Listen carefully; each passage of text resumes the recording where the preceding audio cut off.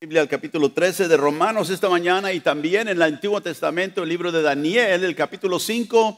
Y quiero darle bienvenida a todos aquellos que nos están viendo en línea este domingo. Damos gracias al Señor que tenemos vida para venir y adorar su nombre. Como hemos cantado, Santo es el Señor.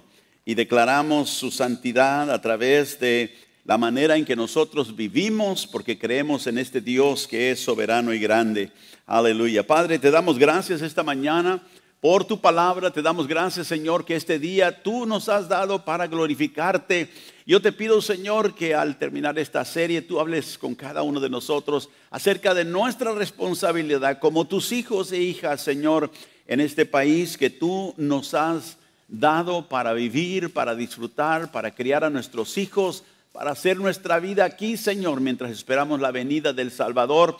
Te damos gracias por los Estados Unidos de América, este país que tú has dado, Señor, para que sea una bendición para nuestras vidas. Ayúdanos, Señor, para siempre ser ciudadanos, para siempre ser, Señor, personas que vivimos de tal manera que declaramos a un Dios de vida y de luz para un mundo perdido. En el nombre de Jesús, guíanos, Señor, por medio de tu Espíritu esta mañana te lo pedimos en el glorioso nombre de Jesús. Y el pueblo de Dios dice, amén, gloria al Señor. ¿Sabe que vamos a hablar acerca, en terminar esta serie, hemos estado hablando acerca de la fidelidad, ¿verdad? Que nosotros queremos celebrar porque somos hijos de Dios. Él ha sido fiel con nosotros y nos ha llamado a la fidelidad. Hoy vamos a hablar acerca de la fidelidad a nuestro país o a nuestra nación. Sabe que los Estados Unidos de América, donde nosotros vivimos aquí, fue fundado como un faro de libertad delante de un mundo que estaba observando esta nueva nación que se fundó. Los padres, verdad, fundadores nos dieron una constitución para gobernar el país, para gobernar la nación. Pero hoy, desafortunadamente, los Estados Unidos de América es un país irreconocible para los padres fundadores. Si ellos estuvieran vivos, se estarían, verdad, maravillados y atónitos de cómo el país ha cambiado de lo que ellos originalmente tenían en visión. Ellos sabían, cuando nos dieron la constitución, que bastante bien, que era una constitución no perfecta, pero algo que iba a establecer la unión de los diferentes grupos que habían formado, ¿verdad? Que habían venido a este continente. Los signatorios de la constitución trajeron este gobierno a esta nación, como dije, que empezó a crecer. Y ellos sabían que esta constitución que ahora tenemos nosotros todavía aún, no era un documento de autoactuación o de autocorrección. No quiere decir que el documento no se iba a vivir solo y el documento no se iba a corregir solo. Ellos sabían que el pueblo necesitaba una atención constante, una devoción constante de los ciudadanos de este país para que este país pudiese ser todo lo que ellos habían, verdad, imaginado cuando hicieron o nos dieron la constitución. Hay una historia que dice que cuando Benjamin Franklin, que fue uno de los padres fundadores, salió de la convención constitucional donde se armó la constitución, vinieron un grupo de ciudadanos y le hicieron la pregunta, ¿qué clase de gobierno habían creado para esta nación joven? Y él les contestó muy simple, les dijo, una república si la pueden mantener. Esa fue la respuesta, según la historia nos dice, de Benjamin Franklin. Una república si la pueden mantener. Ahora, esa breve respuesta que Benjamin Franklin dio, no debemos nosotros de subestimar su significado, porque él estaba diciendo que las repúblicas, ¿verdad?, demócratas, no solamente son fundadas bajo el consentimiento del pueblo, aquellos que son gobernados, sino que también necesitan la participación y un pueblo informado, ¿verdad? No un pueblo dormido, sino que un pueblo que participa y está informado para que este gobierno, esta nación pueda seguir de una manera saludable. Así que ellos armaron esta constitución y está en nosotros, como los ciudadanos, que sigamos nosotros entendiendo qué son los derechos, qué es la nación que ellos fundaron, pero también estar envueltos y no dejar que otros nos roben la libertad que nos vino en este país a causa de aquellos padres fundadores, como digo, que fundaron este país. Dios nos ha llamado a nosotros como pueblo a una fidelidad hacia nuestro país. Una fidelidad no temeraria, sino donde decimos, ¿verdad? Nosotros somos americanos y estamos con América, no importa lo que haga. No, nosotros queremos ser un pueblo que mostramos la fidelidad hacia nuestro país, que debemos vivir de tal manera según los principios de Dios. Él nos ha dado esos principios en esta palabra que le llamamos nosotros la Biblia. Muchos de los padres fundadores, ellos tenían temor de Dios. Ellos creían, ¿verdad? Muchos de ellos en Dios. Así que fue un país fundado con un temor de Dios. En Romanos capítulo 13, dije que vamos a empezar aquí, el apóstol Pablo nos escribe acerca de nuestra responsabilidad como ciudadanos de un país delante de Dios. ¿Cuál es la responsabilidad que tenemos nosotros como hijos de Dios hacia nuestro país?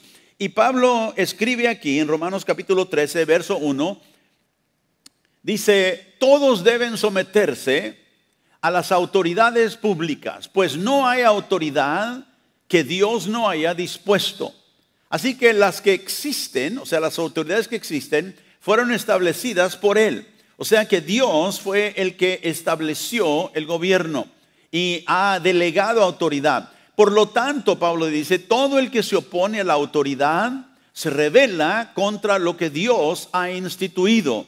Los que así proceden recibirán castigo. O sea que la autoridad viene de Dios. Todos digan autoridad. La autoridad viene de Dios. Dios delega autoridad porque Él es la autoridad más alta. Él gobierna sobre todo y ha dado a los países el gobierno que los países realmente se merecen. Y dice que si nosotros nos rebelamos en contra el gobierno civil, la autoridad que Él ha establecido, entonces dice que vendrá consecuencias. Y dice porque los gobernantes no están para infundir terror a los que hacen lo bueno, sino a los que hacen lo malo. Ahora, Pablo está diciendo aquí, está hablando de la autoridad que Dios da, la autoridad gubernamental que Dios establece. Y Pablo, en la mente de él está pensando de un gobierno que hace ¿qué? Lo bueno. Él sabe que el hombre está corrompido, pero aquí está hablando de el gobierno que Dios establece para hacer lo bueno, dice, y no los que hacen lo malo. Él es un gobierno que protege a sus ciudadanos. Cuando alguien está haciendo lo malo, el gobierno entra y ellos empiezan a administrar justicia. Dice, ¿quieres librarte del miedo a la autoridad? Haz lo bueno y tendrás su aprobación. Una vez más, Pablo está presentando un gobierno que él dice, Dios lo creó para que fuera protección para el pueblo, para que fuera un gobierno que actúa en maneras rectas. Pues dice, pues está al servicio de Dios para tu bien. Pero si haces lo malo, entonces debes tener miedo. No en vano lleva la espada, pues está al servicio de Dios para impartir ¿qué? Justicia. Y dice, castigar al malhechor. Note que aquí dice, no en vano lleva la espada. Dios le ha dado el poder de la espada al Estado. Y por eso yo creo que el Estado, hay mucha gente que no cree que el Estado debe de ejecutar a criminales. Yo estoy en desacuerdo con eso, porque la Biblia dice que el Estado, Dios le dio el poder de la espada. Y la espada es una arma, ¿verdad? Ofensiva, una arma para traer, para matar, si podemos decir así. Por eso Pablo dice, no tengas miedo si haces lo bueno, el gobierno tiene la espada, pero no tienes que temerla. Pues está al servicio de Dios, dice, para impartir justicia y para castigar al malhechor. Sigue diciendo en el verso 5. Así que es necesario que someterse a las autoridades, no solo para evitar el castigo, o sea, nos sometemos al gobierno que Dios nos ha dado estabilidad, no solamente porque tenemos temor de que nos vaya a castigar, que nos vaya a multar, que nos vaya a echar a la cárcel. Acuérdense, un gobierno está puesto por Dios para proteger al país, a la ciudadanía. Dice entonces, es necesario someternos no para evitar solo el castigo, sino también por razones de conciencia. Todos digan conciencia. Así que la conciencia personal. Verso 6. Dice, por eso mismo pagan ustedes impuestos, pues las autoridades están al servicio de Dios. Y Pablo da este cuadro de que el gobierno es un siervo de Dios, o sea, está al servicio de Dios. Dios lo ha puesto para protección, para administrar justicia. ¿Se imagina usted si no tuviésemos gobierno? ¿Cómo viviríamos? ¿Cómo estaría la sociedad? Habría caos, porque la gente mala quería venir y quitar a todos lo que tienen. Sabemos que la gente, cuando no hay gobierno, cuando no hay autoridad, actúa la gente en contra de otros por sus propios intereses. Entonces las autoridades, dice Pablo, están al servicio de Dios, dedicadas precisamente a gobernar. Ahora vamos a Daniel capítulo 5 en el Antiguo Testamento. Daniel capítulo 5, el profeta Daniel nos dice algo acerca de el gobierno también, y quiero que lo leamos en Daniel capítulo 5. Así que el gobierno de un país es dado por Dios, puesto por Dios, establecido por Dios, y no debemos de rebelarnos en contra de la autoridad que Dios ha puesto. Y una vez más, ¿por qué? Porque Dios puso el gobierno para que administrara justicia, para que hiciera lo bueno hacia los ciudadanos. Ahora reconocemos que hay gobiernos que no hacen eso.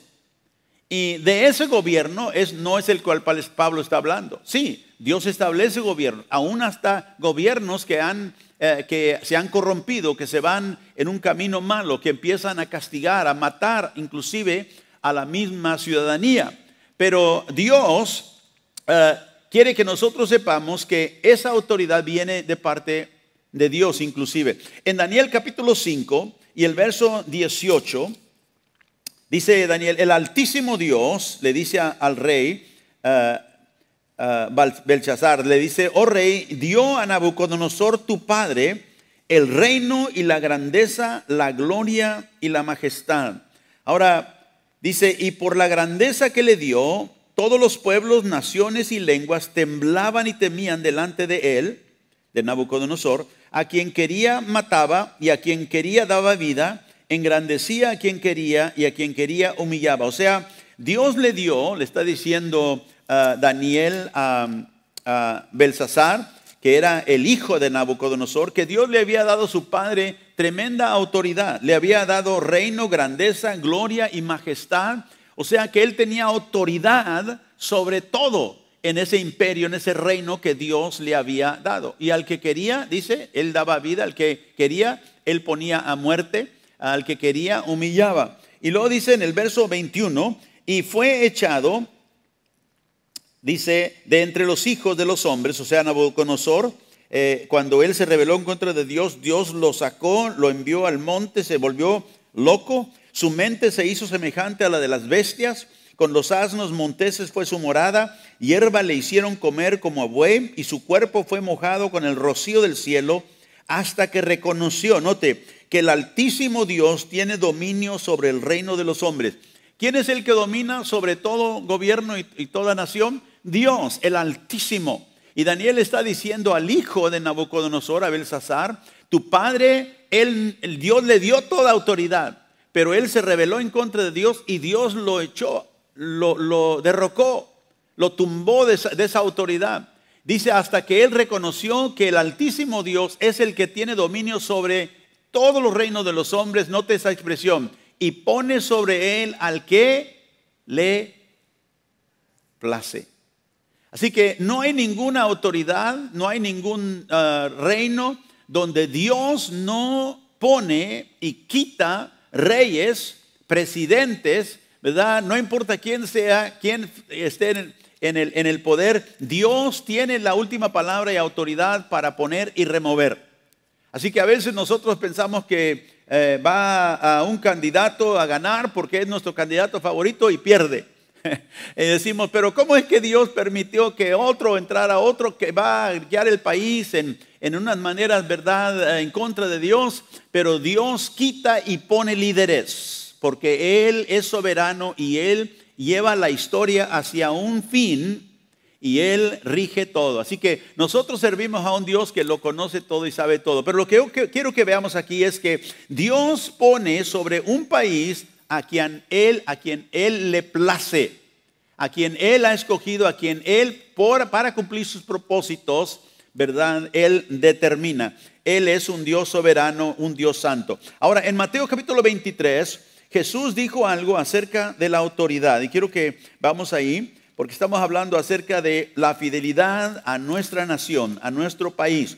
En Mateo capítulo 23, versículo 1, después de esto Jesús dijo a la gente y a sus discípulos, verso 2, los maestros de la ley y los fariseos tienen la responsabilidad de interpretar a Moisés. ¿Quién? Los maestros ¿y qué más? A ver. Y los fariseos. Los maestros de la ley y los fariseos tienen responsabilidad de interpretar a Moisés o de enseñar la ley. Jesús lo está declarando. Ahora, Jesús se opuso muchas veces en contra de estos maestros de la ley y los fariseos. Los llamó hipócritas, ¿se acuerdan ustedes? A todo momento ellos estaban tratando de frenar a Jesús y el ministerio, y Jesús siempre tenía una respuesta para ellos.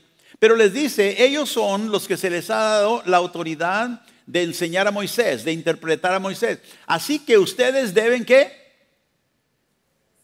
Obedecerlos y hacer todo lo que les digan. O sea, ¿por qué? Porque ellos están tareados, ellos tienen el mandamiento de Dios de enseñar la palabra de Dios, de enseñar a Moisés la ley. Esa era la responsabilidad que se les había delegado a ellos como las autoridades religiosas. Ellos no eran las autoridades civiles, eran las autoridades religiosas sobre el pueblo, sobre Israel. Así que obedezcan, dice, lo que ellos les digan, pero no hagan lo que hacen ellos, porque dice, no practican lo que predican. Entonces Jesús, note aquí, les está diciendo, tienen que obedecer la autoridad. Si ellos les enseñan algo del libro de Moisés, si ellos le dan instrucciones de la palabra de Dios, y ustedes lo ven en la escritura, hagan lo que ellos dicen. ¿Por qué? Porque le están diciendo lo que la palabra de Dios dice. Pero dice, no hagan como ellos hacen. ¿Por qué? Porque Jesús sabía que ellos eran ¿qué? Hipócritas. Ellos no practican lo que predican. Versículo 5.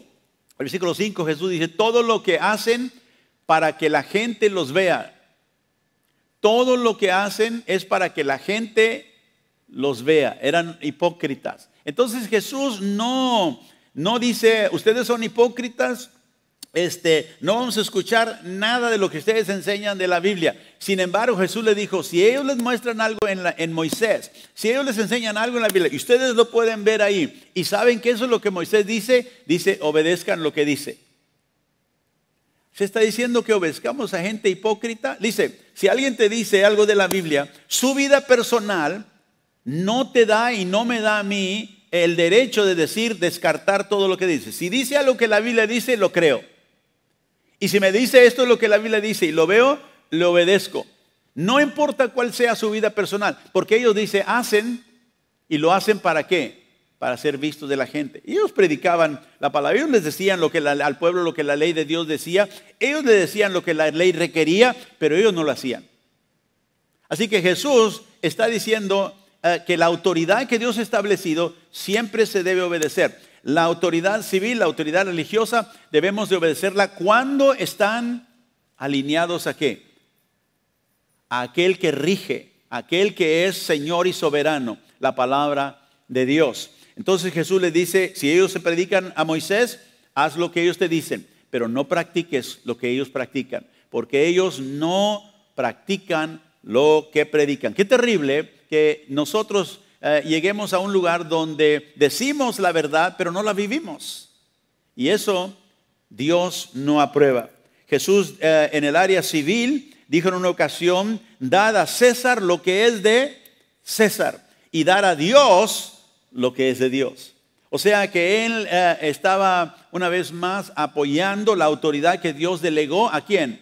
A los César. Y acuérdense que cuando Pablo escribió Romanos 13, él estaba hablando de los Césares, que eran los que gobernaban en Roma, los que gobernaban el país. Y no eran la gente más santa, de hecho ellos ni conocían al Señor, pero habían sido elevados por Dios para regir el país. Como dije, el Estado, la nación existe, el gobierno existe para proteger a la ciudadanía. Sin embargo, sabemos que aunque Dios ha delegado autoridad a la nación, a los líderes que rigen, sabemos que somos gobernados por hombres imperfectos y pecadores. Amén. Y sin embargo, Dios delegó autoridad a gente así. Por eso Él pone y Él quita según sus propósitos. Y hay un reino nada más regido por uno que es perfecto. Y ese es el reino de Dios. Y ese rey es Cristo, Rey de reyes y Señor de señores. Aleluya. Amén. Ahora, ¿cómo podemos mostrar nosotros fidelidad a nuestro país si no es un gobierno perfecto? Yo creo que primero tenemos que reconocer a quién ha dado autoridad para que nuestro país exista. ¿Quién es ese? Dios. Así que agradecemos a Dios que tenemos un país donde todavía tenemos mucha libertad civil, mucha libertad religiosa, mucha libertad todavía que existe. Se ha perdido alguna, pero gracias a Dios que todavía vivimos en un país donde tenemos la habilidad de ir y venir libremente. Puede decir gloria a Dios. Aleluya. Así que gracias a Dios por ello. El Estado también, el gobierno, gobierna en el área civil. Ordena al país, ordena a la nación en esas áreas. Así que su misión a la autoridad civil, su autoridad al gobierno civil, reconoce la autoridad de aquel que la delegó. Cuando nosotros obedecemos las leyes de nuestro país, que mantienen orden, que mantienen verdad, justicia, estamos nosotros al obedecerla, declarando que reconocemos la autoridad que Dios ha delegado a nuestro país. Acuérdense, toda autoridad proviene, Pablo dijo, de Dios. Ahora, en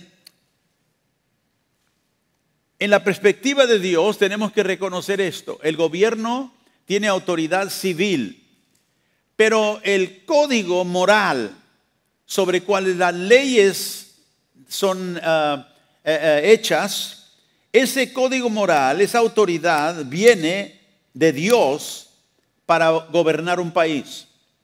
O sea que nosotros tenemos leyes, por ejemplo, en contra del robo. Si tú te robas algo y te prenden, quizás que te van a multar o te van a echar a la cárcel, porque es un delito. Pero ese delito, o sea, esa ley viene de un fundamento, de un código que viene de la palabra de Dios. La Biblia dice, no hurtarás. Dios, ese principio moral, viene de Dios, no viene del gobierno, viene de Dios. Es establecido por Dios. Y por eso sabemos que esa ley es una ley recta, es una ley justa, porque viene de los principios que Dios nos da en su palabra.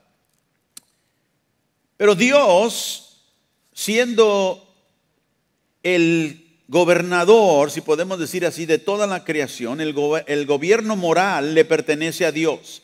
Y cuando un país transgrede la autoridad moral, el código moral de Dios, entonces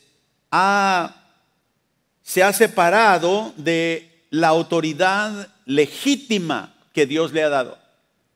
cuando un gobierno empieza a aprobar lo que Dios desaprueba, ese gobierno se ha apartado y ha sido infiel a la autoridad moral que Dios ha declarado en su palabra.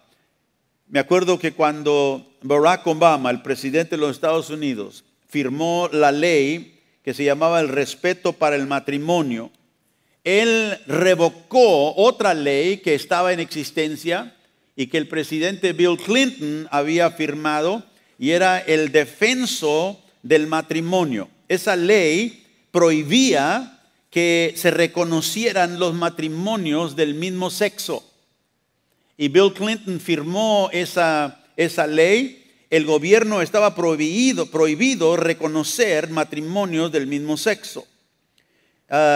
Cuando Obama fue presidente, ellos pasaron una ley que revocó esa ley que Bill Clinton había firmado para el Estado federal, y Obama redefinió el matrimonio.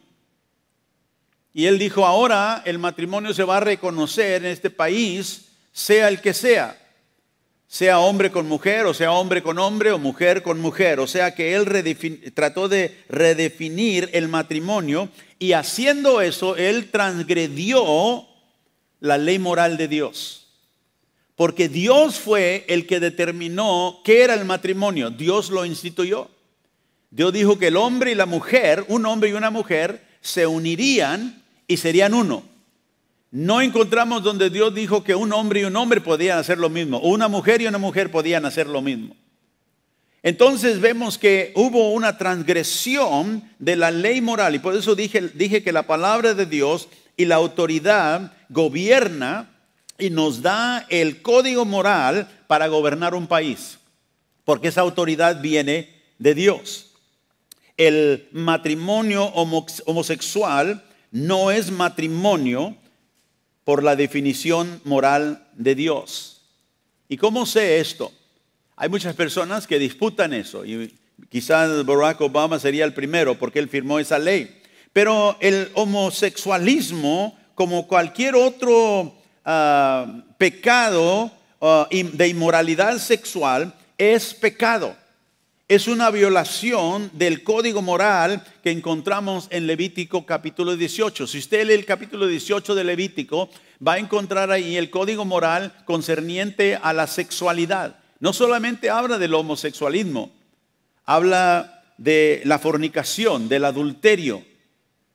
Habla de muchas diferentes perversiones de la sexualidad del hombre. Así que vemos que el código moral se violó por este líder del país. Trató de redefinir, de dar una redefinición al matrimonio. Y hermanos, nadie puede redefinir lo que Dios ha establecido. Puede tratar de hacerlo, pero al hacerlo se ha desviado y ha transgredido la autoridad legítima que Dios le ha dado. Así que cuando decimos que el matrimonio homosexual no es un matrimonio, decimos porque Dios lo ha declarado de esa manera. Un hombre que se casa con un hombre puede decir que lo ama, puede decir todo, pero no es un matrimonio, es fornicación. Una mujer que se casa con una mujer no es un matrimonio, es fornicación. Como es un hombre casado con una mujer que tiene relaciones sexuales con otra mujer, es adulterio. No es simplemente otra relación, ¿verdad?, de amor, como el mundo dice. Entonces, reconociendo que Dios es el que da el código moral, podemos ver cómo el hombre y la nación ha transgredido el código moral de Dios. En este país hubo también una terrible cosa que sucedió en este país, hablando de la esclavitud. Cuando este país empezó, la esclavitud fue una de las cuestiones morales más grandes, que al final esto se solucionó en este país. Pero cuando los padres, ¿verdad?, del país, ellos fijaron el principio de que todos los hombres son creados igual. Esto lo declararon en la Declaración de Independencia de este país. reconocemos que todos los hombres fueron criados iguales, ellos estaban declarando la ley moral de Dios. Todo hombre, toda creación de Dios, Dios lo hizo igual. No todos tenemos la misma color de piel, no todos venimos del mismo continente, pero todos como creaciones de Dios somos iguales. Este principio de igualdad, eventualmente que los padres del país, los fundadores, pusieron en la Declaración de Independencia, ¿verdad? Este principio de igualdad algún día iba a librar al país de la esclavitud, chattel que se le llama, donde una persona tiene a otro como una propiedad. Y en la Declaración de Independencia, déjeme leerle los principios o el principio párrafo en la declaración. Dice: sostenemos, dijeron los padres fundadores de este país, que estas verdades son evidentes. O sea, no hay que buscar a ver si es verdad, no, es evidente, es algo que todos lo podemos reconocer, que todos los hombres son criados iguales, que su Creador los dotó de ciertos derechos inalienables, o sea, derechos que nadie les puede quitar. ¿Por qué? Porque el Creador se los dio. Esos no vienen del gobierno, vienen del Creador. Él los dotó de ciertos derechos, que entre estos están la vida, la libertad y la búsqueda de la felicidad.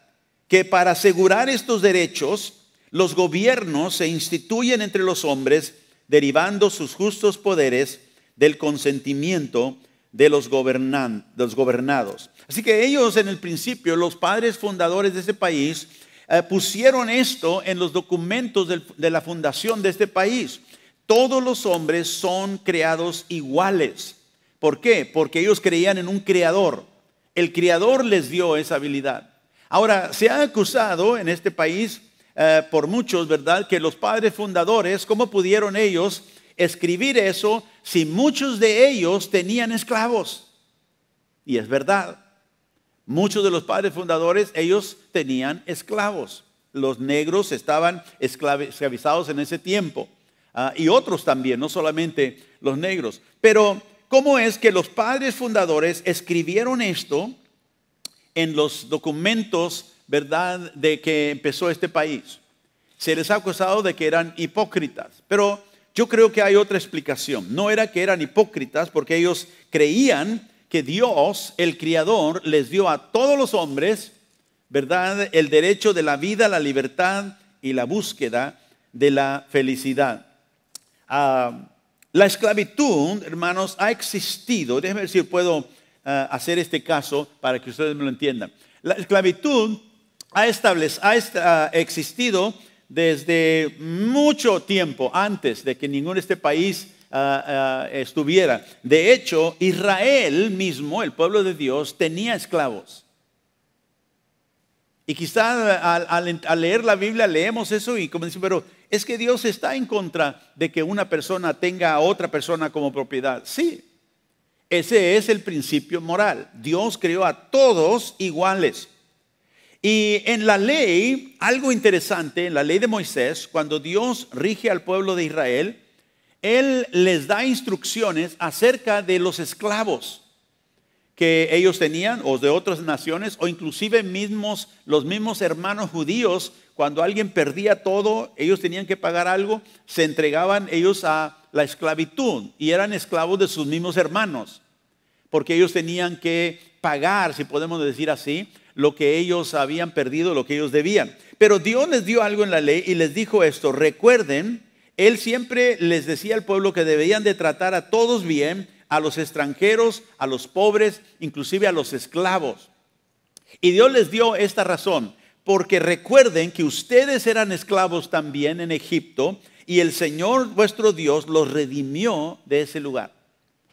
O sea, Dios les estaba diciendo, trátenlos bien, sí son esclavos, trátenlos bien, pero porque ustedes también en un tiempo fueron esclavos. Ahora, las sociedades civiles, los estados civiles que ahora existen y los imperios que ahora existen, tomaron muchos años para ser edificados. Las sociedades que ahora tenemos tomó nosotros hemos sido nación más de 250 y algo años.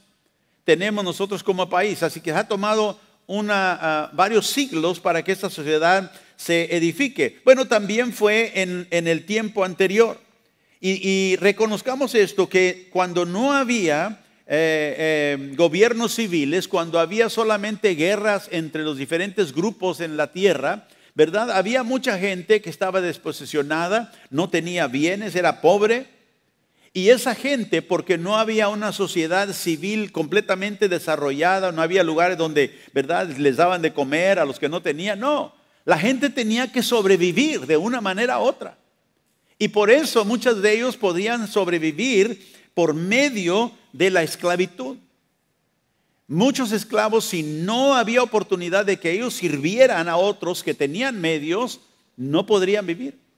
Ahora nosotros creemos hoy que es muy fácil, bueno, simplemente que dejaran ir a todos los esclavos y eso sería la voluntad de Dios, que todos sí, podríamos y podrían ellos también haber dicho, bueno, tienen libertad, pero ¿a dónde iban a ir y cómo iban a sobrevivir? No tenían nada. Los esclavos vivían y sobrevivían porque tenían amos que donde ellos vivían cuidaban y les daban de comer. Sí, trabajaban duro, pero era la única manera de sobrevivir.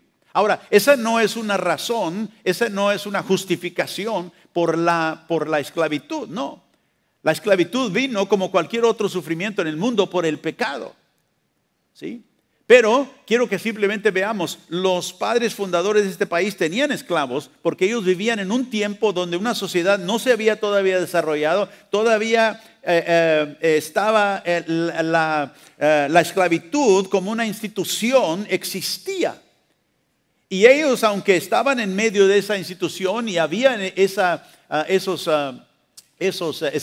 esclavitud, ellos escribieron, todos los hombres tienen el derecho de su creador de la vida, la libertad y la felicidad. Entonces ellos pusieron esa verdad en estos documentos con el fin hacia un día esto se cumpliría, porque esto es lo que Dios quiere.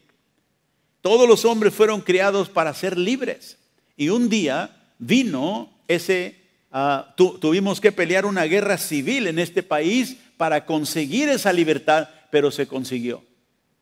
Ahora hay mucha gente hoy que dice, no, todavía hay esclavitud y todavía hay una esclavitud sistemática. Y yo digo, esa es solamente algo que la gente dice porque tiene intereses políticos. Pero hermanos, nosotros aquí en los Estados Unidos elegimos un presidente negro 2 veces. No una vez, 2 veces. Así que cuando alguien me dice que somos un país racista, le digo, si somos un país racista y institucionalismo del racismo, ¿cómo pudo un presidente negro ganar 2 veces? 2 veces, no una vez, 2. El presidente Obama ganó 2 veces. Así que nosotros vemos que hay razones por las cuales esto existía. Ahora, Dios no aprueba necesariamente de que haya la esclavitud de esa manera, pero porque Él reconoce, somos un pueblo caído, somos, ¿verdad?, una creación caída, vivimos en un mundo de pecado y todavía esto, ¿verdad?, existe. Pero en Dios, Él quiere que todo hombre disfrute de lo que para cual Él lo crió, y es la libertad. ¿Puede decir amén? Así que mucha gente que vivía en esclavitud vivía por necesidad. De hecho, en el Antiguo Testamento Dios dio instrucciones específicas cómo se debían de tratar los esclavos que tenían.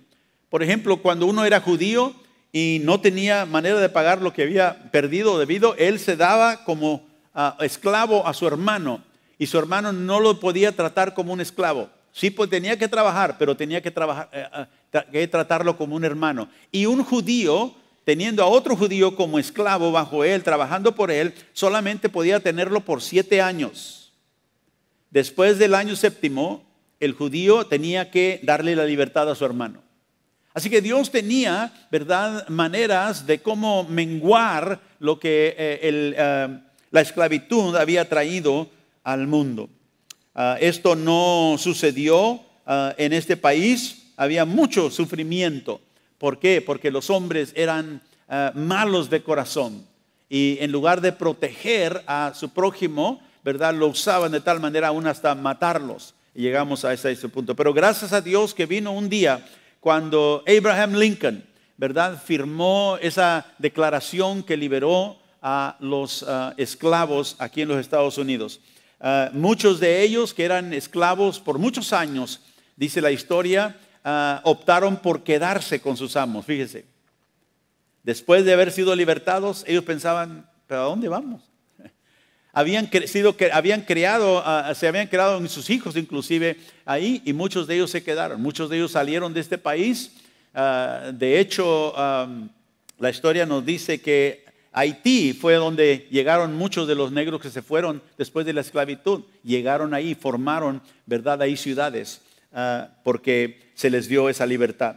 Ahora, regresando a lo que Pablo decía del gobierno, del Estado, nosotros debemos de someternos a nuestros gobiernos cuando los gobernantes mismos no sean los más perfectos. De hecho, a veces hemos tenido nosotros líderes inmorales en su vida personal.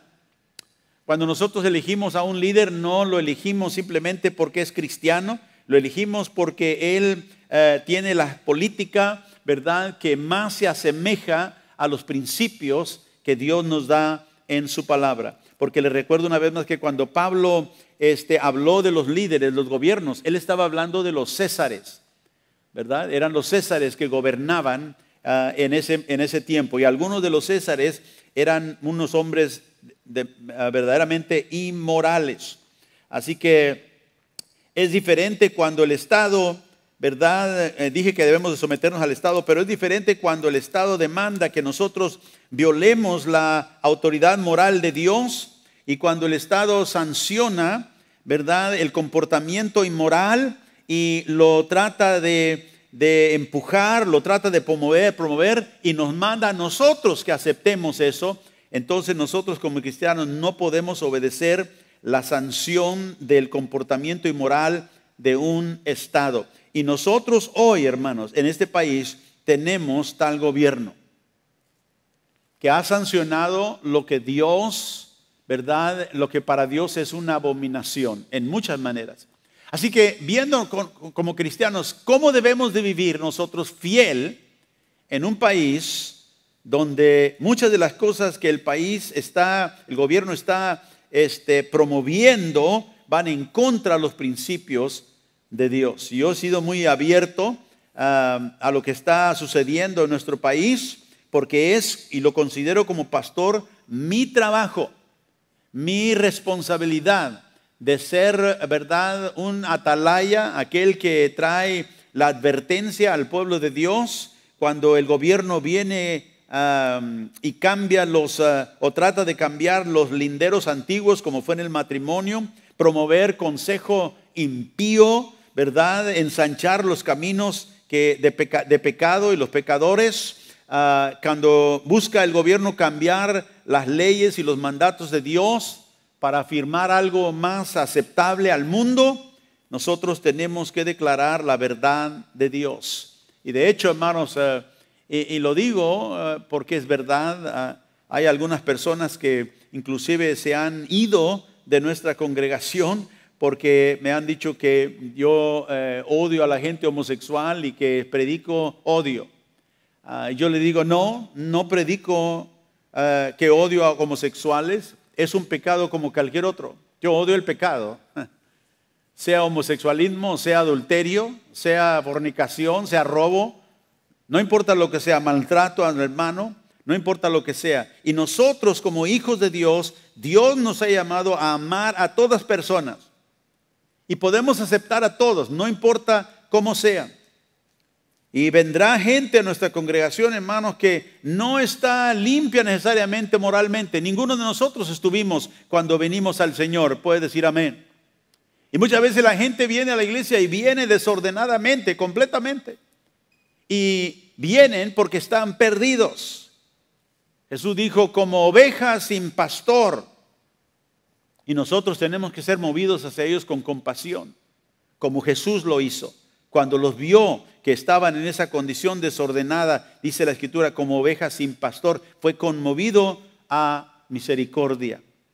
Pero algo que Jesús no hizo, aunque Él vio a los más, vil pecadores y fue movido a la misericordia, a la compasión, Jesús nunca cambió sus valores, nunca cambió la verdad, porque Él sabía que el pueblo estaba perdido.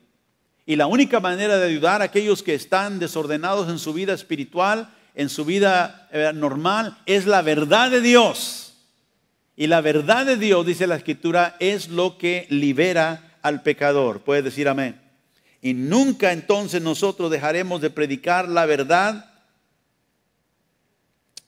sobre lo que el mundo dice que es aceptable. Y hay algunas cosas que, como dije al momentito, los presidentes de este país, hay algunas cosas que el presidente Barack Obama hizo por las cuales yo estuve de acuerdo. Y muchas en las cuales no estuve de acuerdo.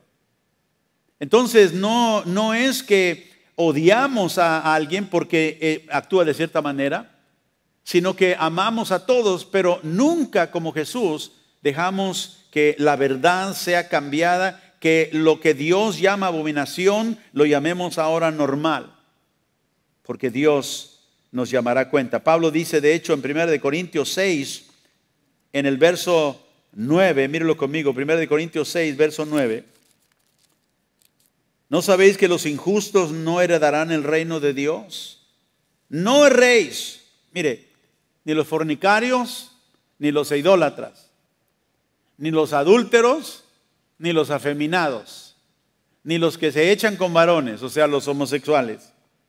Dice, ni los ladrones, verso 10, ni los avaros, ni los borrachos, ni los maldicientos, ni los estafadores heredarán el reino de Dios. Pero note lo que dice, y esto erais algunos. O dice, ninguno de estos heredará el reino de Dios. Si vive de esa manera, no heredará. Pero mire, dice, pero algunos de ustedes eran así. Algunos de ustedes eran adúlteros, algunos de ustedes eran fornicarios, algunos de ustedes eran estafadores, algunos eran homosexuales. Dice, algunos de ustedes eran, mas ya habéis sido ¿qué? Lavados, ya habéis sido santificados, ya habéis sido justificados en el nombre del Señor Jesús y por el Espíritu de nuestro Dios. O sea que el Evangelio los cambió, el Evangelio los transformó. Eran ustedes así. Y nosotros nunca debemos de perder, hermano, escúcheme bien, la misión de la iglesia por nuestra indignación hacia la locura del mundo. Porque es una locura lo que está pasando hoy. Nuestra indignación debe de ser enfocada, debe de ser definida, pero no hacia aquellos que están atados en ese pecado, sino contra Satanás, contra los demonios que llevan a la gente a la perdición. Cuando yo hablo acerca de esto que la Biblia habla, yo sé que hay mucha gente que está atada en ello. Pero la manera de sacarlos no es teniendo, ¿verdad? Estando de acuerdo con lo que están haciendo. Y decirles la verdad no es odio. Si es odio decir la verdad, Jesús entonces odiaba a todos. Porque Él le dijo la verdad a todo mundo. Inclusive a los fariseos y los escribas les llamó en un tiempo hipócritas, camada de víboras. Porque eran hipócritas. Pero lo hacía porque los amaba, para que reconocieran su condición. No podrán entrar en el reino de los cielos así. Y Pablo dice, algunos de ustedes eran así. Todos nosotros podemos identificarnos en alguna de. Dice, pastor, yo nunca fui adúltero, yo nunca fui fornicario. No, pero a lo mejor fuiste maldiciento. Y dice ahí, los maldicientes ni los estafadores heredarán el reino de Dios. Pero gracias a Dios que aunque éramos así, Cristo Jesús vino y nos salvó. Dice, Él nos santificó, Él nos justificó en el nombre de Jesús y por el Espíritu de nuestro Dios.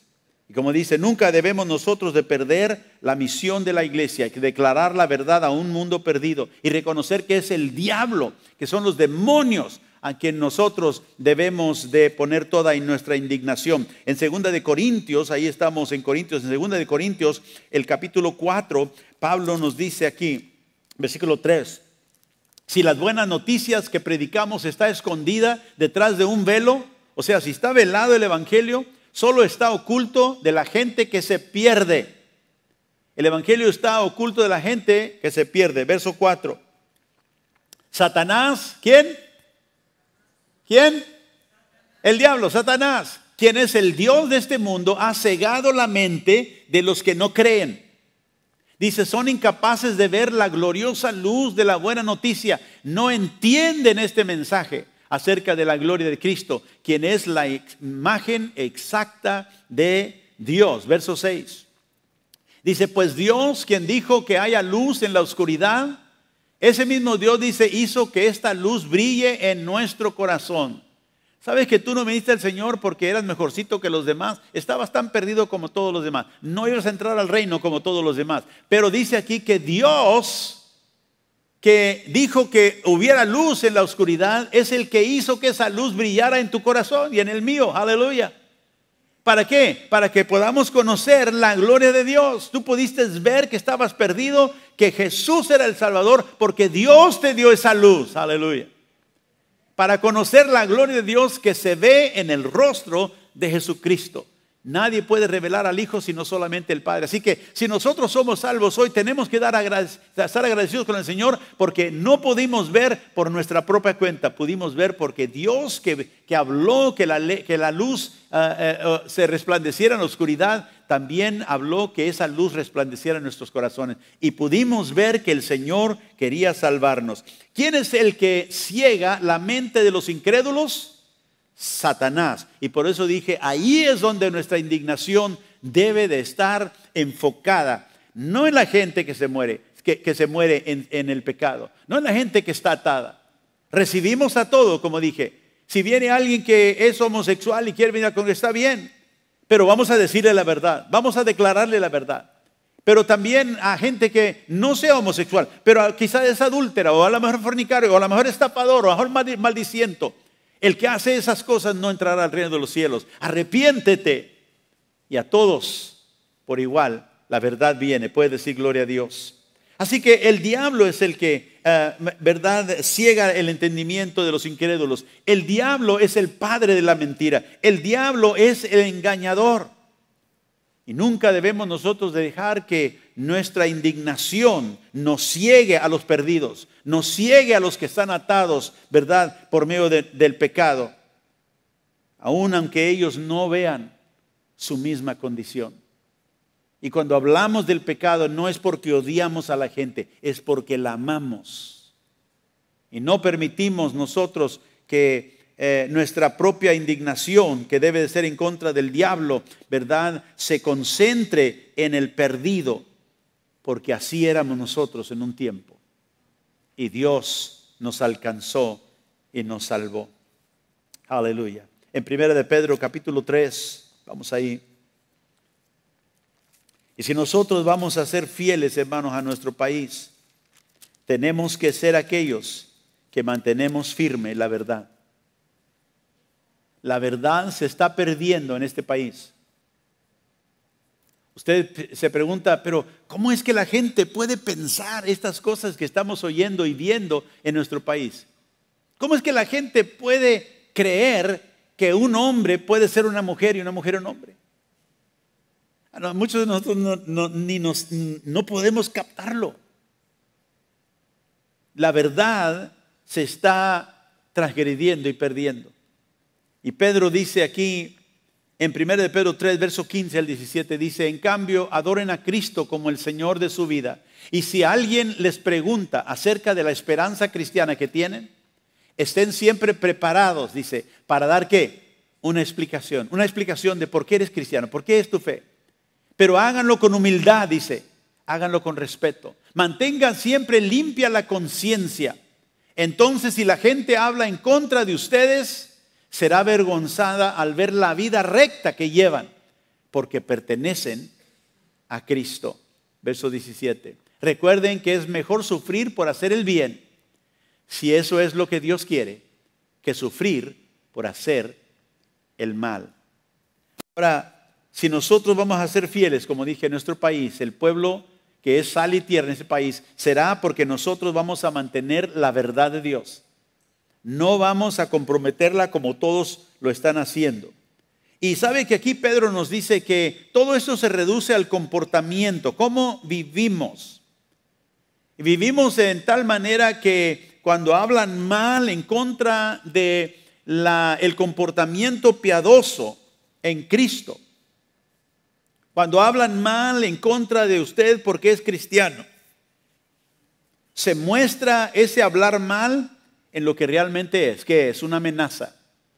No debes de vivir así, debes de vivir así como nosotros vivimos, porque entonces nos sentimos mejor. Y cuando nosotros vivimos en un comportamiento que agrada a Dios, dice que habla aquellos que hablarán mal, pero dice, vívanlo bien, guarden su conciencia limpia, para que cuando hablen mal de nosotros se avergüencen por su buena conducta. Es una amenaza en contra del comportamiento, escúcheme, recto. Y dice en el verso 14, mire lo que dice, el verso 14. Pero aún si sufren por hacer lo correcto, Dios va a recompensarlo. Así que no se preocupen ni tengan miedo a las amenazas. La amenaza viene por el comportamiento recto, por una vida vivida piadosa delante de Dios.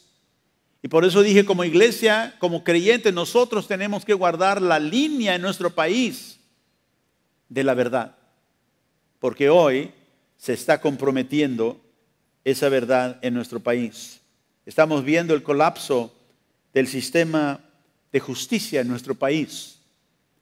Tenemos gente en los, ¿verdad?, en los lugares altos del gobierno, criminales, y no hay ni duda que son criminales, pero el sistema de justicia no es igual para todos. Hay otro nivel de justicia o injusticia, si podemos decir aquí, para aquellos que están en otro nivel.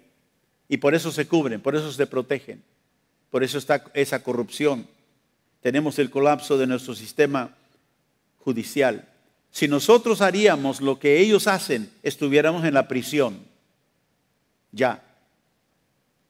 Pero porque hay otro sistema para ellos de justicia, siguen como van. En nuestras escuelas tenemos los baños de las mujeres y los niños ahora compartidos por ley en muchos lugares. En la prisión, estaba escuchando yo el otro día, los hombres que están en las prisiones y están sentenciados a las prisiones ahora se declaran que son mujeres para que los envíen a la prisión de mujeres. ¿Qué es eso, hermano? Es locura. Ha venido por el colapso de la verdad en nuestro país, locura, en la confusión de los géneros, en la perversión sexual, en la sexualización de nuestros niños. Todo esto, no hay ninguna otra manera de describirlo sino una completa y extrema locura. Aleluya. La tienda Target ha hecho hizo un acuerdo con un hombre, no sé si es hombre o mujer, pero se denomina transgénero, satanista, y creó una línea de vestimentos para Target y se venden ahí. Satanista, transgénero, y se promueve. Es locura. Estaba viendo otro día en Disney un hombre con bigote, vestido de mujer, recibiendo a las niñas ahí en Disneyland porque según él es un aprendiz de la hada madrina de Disney. Locura. Kohl's, la tienda Kohl's, vende prendas para niños promoviendo el movimiento homosexual. Es locura. No se puede decir otra cosa. En la librería de las escuelas tenemos material para los niños leer pornográficos, tan gráficos, que algunos de los padres fueron delante de las juntas escolares, los líderes de las escuelas, abriendo los libros y empezaron a leérselos. Y los líderes de la junta escolar tuvieron que detenerlos. No lo lea aquí, es inapropiado. Y los padres diciendo, es inapropiado para adultos y los tienen en la librería para que los niños lo lean. Es una extrema locura. En los deportes de la mujer tenemos los hombres identificándose como mujer, ganando todos los premios. En los deportes de mujer es locura. El otro día estaba viendo un reportaje también de el concurso de belleza donde ganó Miss Holanda rumbo a Miss Universo. Un hombre biológico le ganó a las mujeres para representar a Holanda en Miss Universe. Es una locura extrema. Y por último, el equipo profesional de béisbol de los Dodgers de Los Ángeles invita a un grupo anticristiano de odio para honrarlas. Ya se llaman las hermanas de la indulgencia perpetua, hombres vestidos como monjas, mofándose. El lema de ellas es ir y pecar más. Locura en la extrema. Pero este es el orgullo del movimiento homosexual. Pero vamos a traerlo más cerca a casa. En las iglesias. Hay iglesias que se dicen cristianas desfilando la bandera del arco iris que representa el movimiento homosexual, afirmando el pecado. Es locura. Hay un reportaje de una iglesia en uno de los estados, no aquí en Texas, en los Estados Unidos, la Iglesia Unida de Cristo llamada Emmaús, en un cartelero que ellos tienen para su iglesia, anunciando lectura de historia por un travesti. Iba a venir a la iglesia a leerle a los niños. Locura. Esa no es una iglesia de Cristo. Y esto no nos debe de sorprender, hermano. Porque la Biblia nos dice qué le sucede a un país cuando ese país rechaza, remueve o reemplaza a Dios. En Romanos capítulo 1, en verso 18, quiero leer verso 8 para terminar al 28. Romanos 1, 18, mire, ciertamente la ira de Dios viene revelándose desde el cielo contra toda impiedad e injusticia de los seres humanos. ¿Qué se revela del cielo? Pablo dice la ira de Dios. Dice contra todo ser humano, de que toda impiedad, toda injusticia, que con su maldad obstruyen la verdad. Aquellos que viven en el pecado, dice, no solamente se dañan ellos, sino que obstruyen la verdad de Dios. Verso 19, me explico. Lo que se puede conocer acerca de Dios es evidente para ellos, pues Él mismo se lo ha revelado. Porque desde la creación del mundo, las cualidades invisibles de Dios, es decir, su eterno poder y su naturaleza divina, se perciben claramente a través de lo que Él creó. De modo que nadie tiene excusa. A pesar de haber conocido a Dios, no glorificaron a Dios como Dios, ni le dieron gracias. El pecado del hombre es no reconocer a Dios, aunque la creación les da a ver que tuvo que haber un ser, ¿verdad?, que creó todo esto. No lo glorifican a Dios, no le dan gracias a Dios, sino que se extraviaron en sus inútiles razonamientos y se les oscureció su insensato corazón. Abandonaron, dice, a Dios y entraron en la oscuridad. Aunque afirman ser sabios, se volvieron ¿qué? necios. Sigue, por favor. Sigue, por favor. Y cambiaron la gloria del Dios inmortal por imágenes que eran réplicas del hombre mortal, de las aves, de los cuadrúpedos y de los reptiles. Cambiaron la gloria de Dios. Y por eso, dice, Dios los entregó. Aquí está el resultado de un país, de un pueblo que rechaza, remueve y reemplaza a Dios. Dios los entrega a los malos deseos de sus corazones, que conducen a la impureza sexual. Lo que estamos viendo, hermanos, es un juicio sobre el pecado de un país. Esto conduce a la impureza sexual, de modo que degradaron sus cuerpos los unos con los otros. ¿Cambiaron qué? La verdad.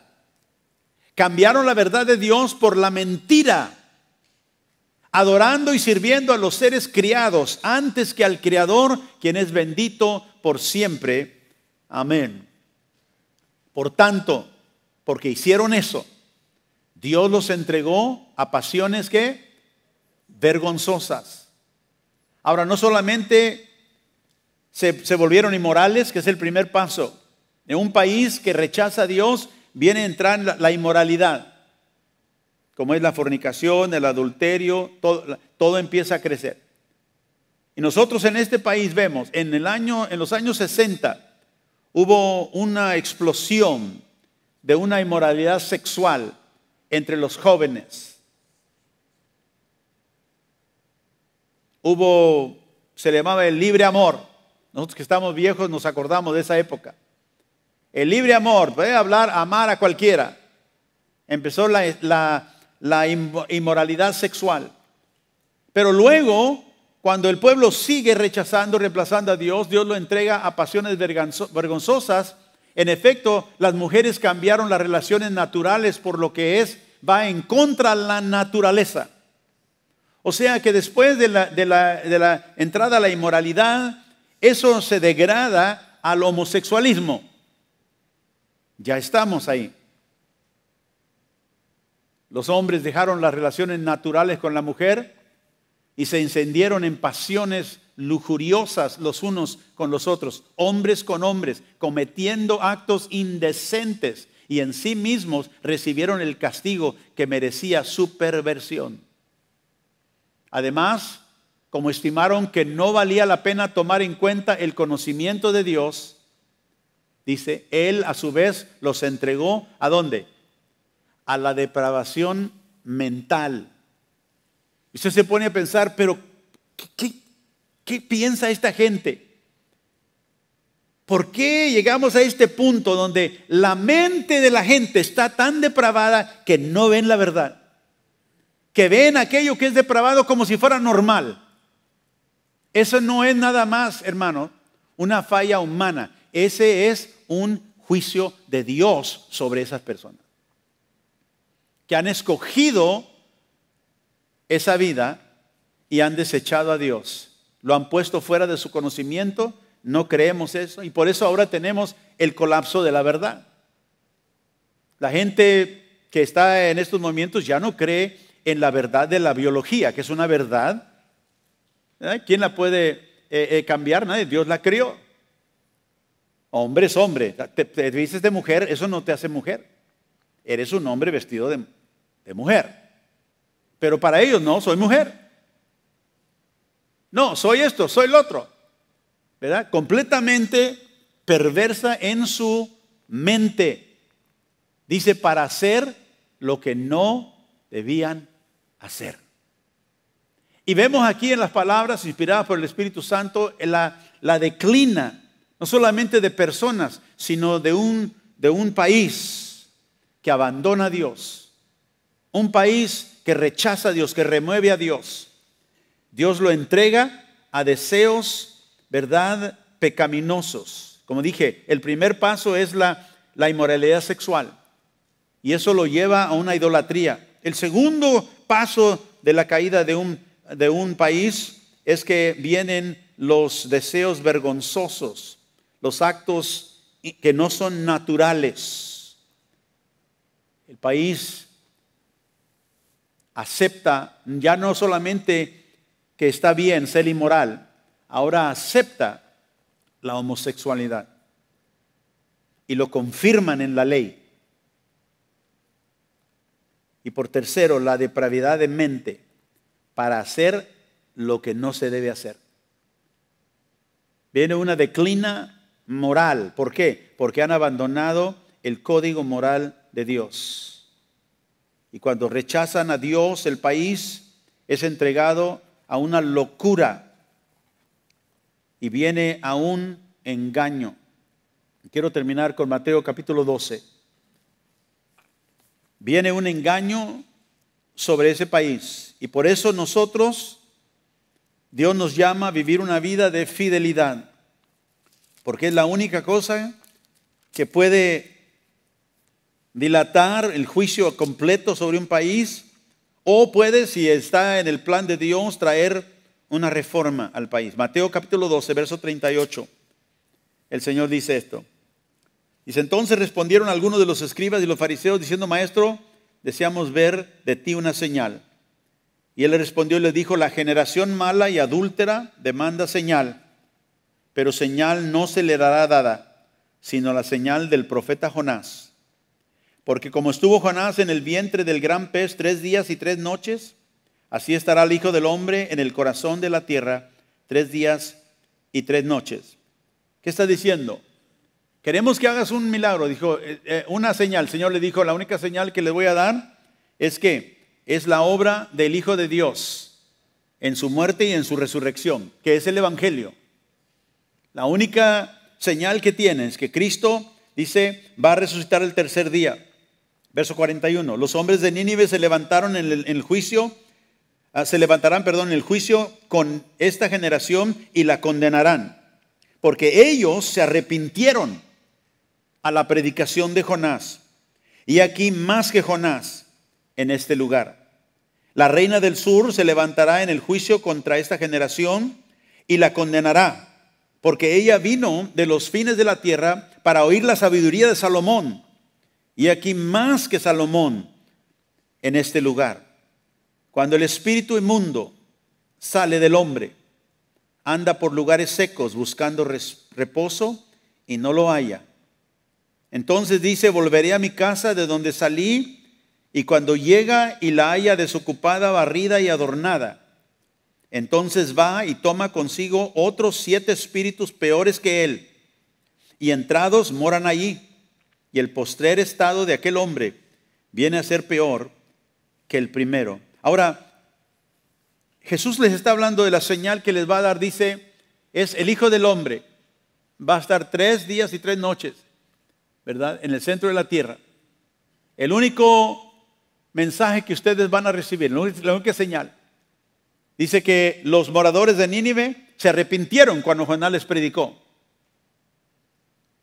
O sea, le está diciendo, ellos se levantarán y condenarán a esta generación, porque ellos se arrepintieron. Pero ustedes todavía están en su pecado. Y luego empieza a hablar en el versículo 43 de un espíritu inmundo que sale de un hombre. Y decimos, ¿qué tiene que ver eso con lo que les acaba de decir, la señal? Bueno, está diciendo cuando un espíritu sale de un hombre, dice, anda por lugares secos buscando reposo y no lo halla. Y luego dice, ¿sabes qué? Voy a regresar a la casa donde salí, y cuando regresa la encuentra, ¿qué? Desocupada, barrida y adornada. Y dice, y no solamente regresa él a su casa, se trae otros espíritus peores que él. Y la condición, dice, de ese hombre es peor que el primero. Pero noten el versículo 45, la oración con la cual termina Jesús. Así también acontecerá a esta mala generación. Jesús está hablando de esa generación, está hablando de ese pueblo. No está hablando solamente de un hombre que el espíritu, y muchas enseñanzas se han hecho acerca de esto, que el espíritu sale del hombre y que viene y que da peor. Jesús está hablando de la generación. Está hablando de esa nación. La única señal que se les va a dar es la mía, del Evangelio. Voy a estar 3 días y 3 noches. Voy a resucitar. La palabra que yo les he traído, ustedes no la han creído. Jonás trajo la predicación a Nínive y ellos se arrepintieron. Ustedes no se han arrepentido. Y así será con esta generación. Y hermanos, así ha sido con esta generación, con este país. Habiendo empezado con el Evangelio, habiendo empezado con temor de Dios, habiendo empezado con una constitución basada en los principios de la palabra de Dios, nos hemos apartado y aquí nos encontramos hoy. Con espíritus que promueven lo que está sucediendo en este país, peor que cualquier otra cosa que hemos visto. Estamos viviendo en una época terrible de locura, donde la gente ya ni razona bien. Tenemos padres que toman a sus hijos y los tratan de cambiar. Les hacen operaciones, les dan drogas.